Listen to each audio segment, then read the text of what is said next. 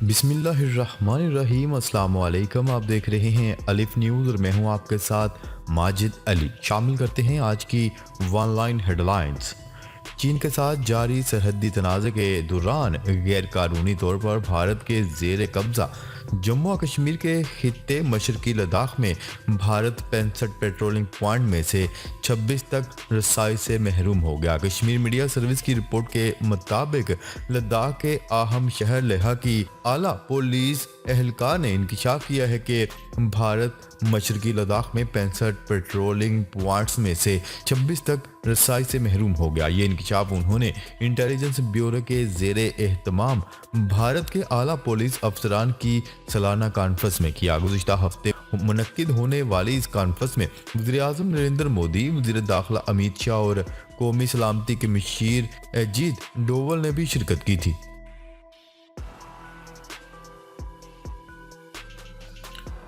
Europe को अपने मुस्तकबिल का फैसला खुद करना होगा। मास्को।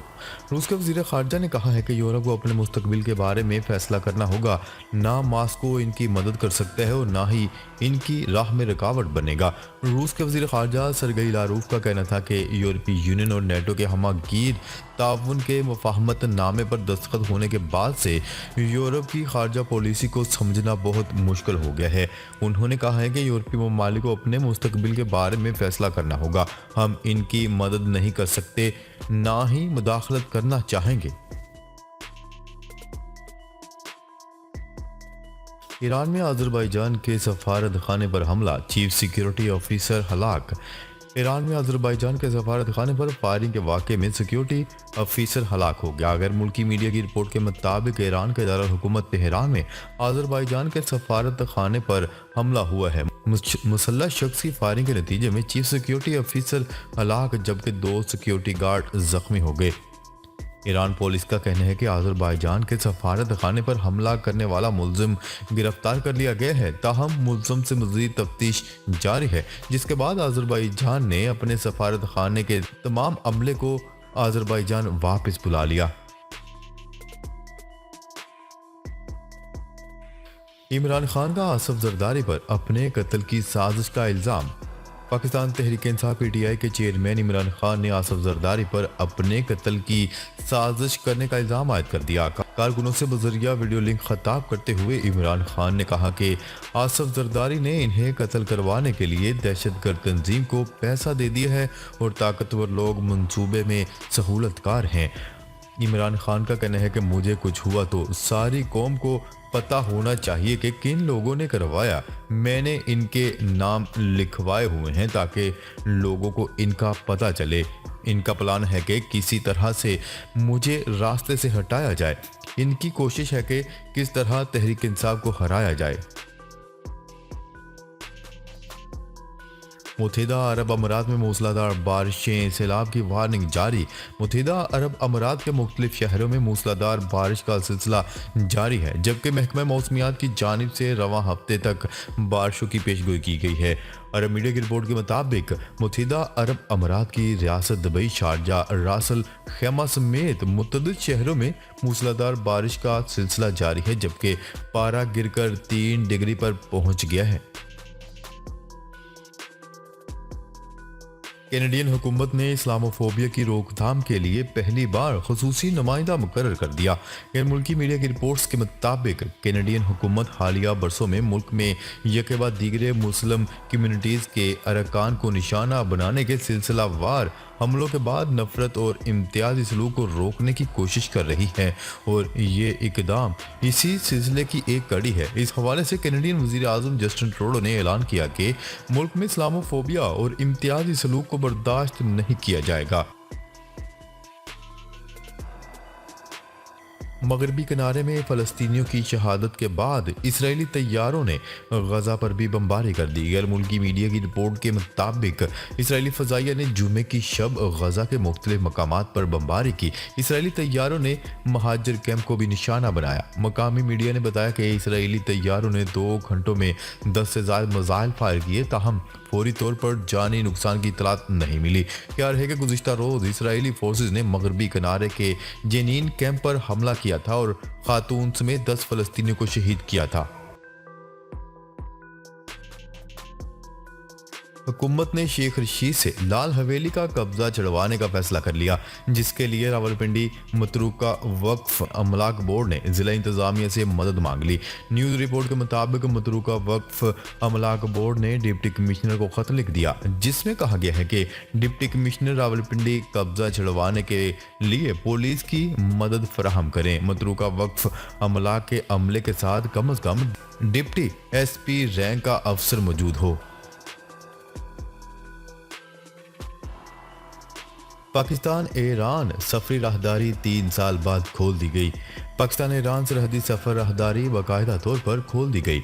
इस गेट से सरहदी इलाकों के अवाम 15 रोज़ा खसूसी इजाज़तनामे के तहत दोनों ममालिक की सरहदी इलाकों में जाकर अपने रिश्तेदारों से मिल सकेंगे। असिस्टेंट कमिश्नर तफ्तान बलाल शबीर ने सरकारी अफसरान और कबायली अमायदीन के हमरा राहदारी गेट दोबारा खोलने का इफ्तिताह किया। अमेरिका खौफनाक बर्फानी तूफान की जद में वार्निंग जारी। अमेरिकी रियासत न्यूयॉर्क और मिशिगन बर्फानी तूफान की लपेट में आ गई, जिससे निज़ाम जिंदगी मुंजमद होकर रह गया। रोचेस्टर, ओस्वेगो और कनाडा की सरहद के करीब इलाके ज़्यादा मुतासर हुए हैं, जबकि शिकागो का इलाका भी बर्फ़ से ढक चुका है। मिशिगन में बर्फबारी के बायस ट्रैफिक हादसात में एक शख्स हलाक हो गया और रियासत इंडियाना में भी बर्फबारी का सिलसिला जारी है। महकमे मौसमियात ने बर्फानी तूफान में मज़ीद शिद्दत की वार्निंग जारी कर दी।